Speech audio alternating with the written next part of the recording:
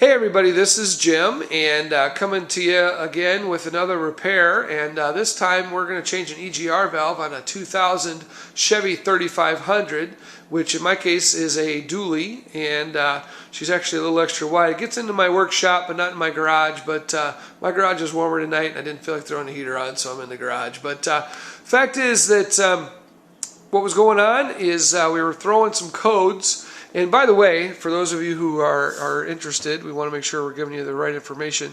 This is the Vortec 7.4 liter gas engine. For those of you who speak cubic inches, that's a 454 cubic inch. And she passes everything but a gas station usually. The problem is that I've been throwing some issues. It's been throwing me a check engine light on and off. Been having some issues with the shifting, and it all kind of comes back to, okay, what codes are we throwing? So I went to my local auto place and I was throwing an EGR valve. So we're going to replace that. Now, I don't know about you guys, but I know with all the different vehicles that we work on through our derby work that, you know, sometimes you don't know what something actually looks like until you get it out of the box because, you know, crying out loud, man, they come in so many different shapes and sizes. So, you know, I pulled this bad boy out and I'm like, okay, there it is. I had a cover on it, pulled the cover off. So it's just one of those dust covers, keeps it safe during shipping. And I said, okay, so where is this located? And wouldn't you know it, boop, there it is right there on the top of the motor. You gotta love something like that. And it's only got 2 bolts. Now, I tell you what, we are big fans around here of PB Blaster, and you know, I'm not above just, you know, groveling at their feet. It's a great product, and if there's anybody from PB watching this, man, yeah, we would absolutely love to be endorsed by you, to be sponsored by you guys. But no, seriously, it is a great product. So what I did is I made sure that I went ahead and doused both of the screws, one on the top and then one on the underside, with that product and let that soak in. You know, I'm not opposed to putting it on even as much as 24 hours in advance. It's probably not necessary. In this case, I put it on about an hour ago and let it sit. Next thing that I want to do is I want to disconnect this wiring harness. So there's a little clip on the bottom. Just pull that out and then you just wiggle back and forth and the whole thing will boop, pop right off there. So there we go. We got that out of the way. And then, again, you can see now more easily there's a bolt on the underside and one on the top. And so all we're going to do, we've got our 10 millimeter wrench, 10 millimeter socket on our ratchet here. And let's see if she'll come loose one-handed. Oh my goodness, I love that PB. So we'll just get that loose. And next step then, of course, is to take both of those bolts completely out. And when I get that done, I'll be right back with you guys. Okay, so I've got that bottom bolt out, and let's be honest, there's nothing less exciting than watch a guy turn a wrench. So this top one now is almost out. I'm just going to finish it by hand, and you can see that the EGR in this case just falls right off. And the better news, look at that, the gasket came off with it. That is a good day right there. Gotta like that. And so what I'm going to do, I'm going to take very carefully, very gently, so as not to get dirt down in the engine. It's not even a bad idea. Take an old rag, you know, something, and stuff it in that hole just to keep anything from falling in there. Because by golly, you sure don't want that stuff polluting up your motor.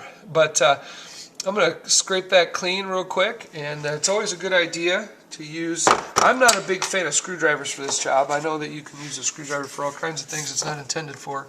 But I tell you, a scraper blade, and I'm not going to scrape toward the hole here, but they're a lot flatter, they're a lot wider, and you're a lot less likely to score the surface of something with a scraper than you are with a screwdriver. So it might be a little anal, maybe, but again, it's my vehicle, not yours. So in my thought, I'd rather call it cheap insurance that I'm not going to screw something up, because by God, I've been guilty of screwing lots of things up over the years. So just take that and get rid of all that excess gunk off of there. I'll do the same thing on the top, making sure to protect that opening from having that happen first, and making sure this ductwork, both sides here, and remember it goes, the gases come in one side and out the other. I want to make sure that that is completely clear and clean, and then once I've got that done, then I'll be ready to reinstall this. So go ahead and make sure you got yours nice and clean. Okay, so I've got that surface all cleaned up and it's ready to go. I applied a little solvent also just to make sure it was nice and clean, something that dissolves. There's different ones out there in the market. Find something that you like, brake cleaner, carb cleaner, they all do a similar job. Carb cleaner might be a better way to go just because it's made, for emission safety, but on a surface like this that should be well sealed, it shouldn't make a big difference. And of course, again, the solvent's going to evaporate off. So now I've got the EGR valve here ready to go. It's prepped and ready. I cleaned it as well, making sure the surface of it was clean. I didn't spray it. I sprayed the solvent on a rag and then just wiped off the surface. I don't want any of that getting down into the diaphragms and stuff because it'll mess stuff up. And then I've got one bolt through here just to hold that gasket in place. Now what I'm going to do is set you guys down here. Hopefully you'll be able to see all right. There we go. And I'm going to go ahead then and just reach over the top. And I don't even know if it's going to be something you can see real well, but I'm going to get that top bolt started and have the whole system here laying down smooth and flat so I can get that top bolt in, which I've got that started now. And then I'll reach over here and grab my other bolt. And there's no doubt this sort of stuff can be challenging. You gotta bring a boatload of patience with you some days. And sometimes you just gotta walk away for a little while. I've been there too. It's much better than throwing stuff, I'll tell you what. So I got both of those bolts started, the top and the bottom one. They're both in there. So now I'll just snug both of those guys up with the socket. I'm a big fan of getting everything started before I start tightening it down, and even a lot of times I'll do, and I apologize for all the movement, hopefully I'm not making you seasick, but I like to get stuff started, and I'm just, as you can see, I'm just cranking this by hand. I just got this sitting in my hand, and I'll just snug it up a little bit and get her down where she's close to snug anyway. And sometimes I'll even back it back out like I did there. Go to the bottom one. I find that a lot of times the holes, just it's a fairly tight tolerance on a lot of this stuff. And if you got that one already tightened, even though this one's in, it'll fight you the whole way down the threads. And so by just snugging that and backing it off a little bit, it leaves a little wiggle here so that you can get this one then snugged up a whole lot easier. And so I got them both snugged by hand, and they're seated. So now I'll reattach it to my socket wrench onto the ratchet here. Make sure we're in tighten mode, and just step on in and give her a few turns here. And I just like to work back and forth, especially with something with just two bolts like this. It doesn't take that much to get these tight. It's easy to over tighten them too. And we'll just tighten that up, and I'll probably snug that just a little bit more when I've got two hands to do it. And then we'll reconnect the wiring, and we'll go from there. Alrighty, so I just snugged those up a little bit more when I had two hands to do it. I'm just going to pop the wiring harness on, make sure, push it in nice and easy. Double check too. I mean, it's always a good idea to double check, make sure you get the right number of pins and things like that, because hey, auto guys will make mistakes, and even sometimes I've looked stuff up online and said, okay, this is a part number I need. They double check it, say, yep, that's the one. You get it home, it's wrong, and it's a good idea to check and make sure everything's right.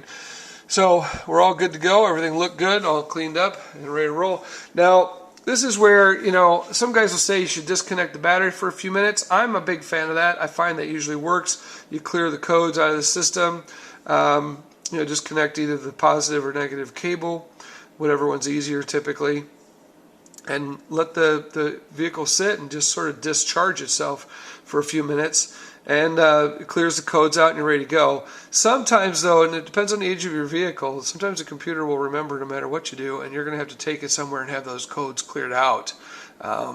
And sometimes it'll cost you a few bucks to have that done. If you know a guy with a scanning tool, or if you happen to have one yourself, or if you know the guy, you got a good relationship with the guy down at the auto parts place and he'll clear those codes for you, well then you might be in good shape. So that's it, ladies and gentlemen. That will take care of changing that EGR.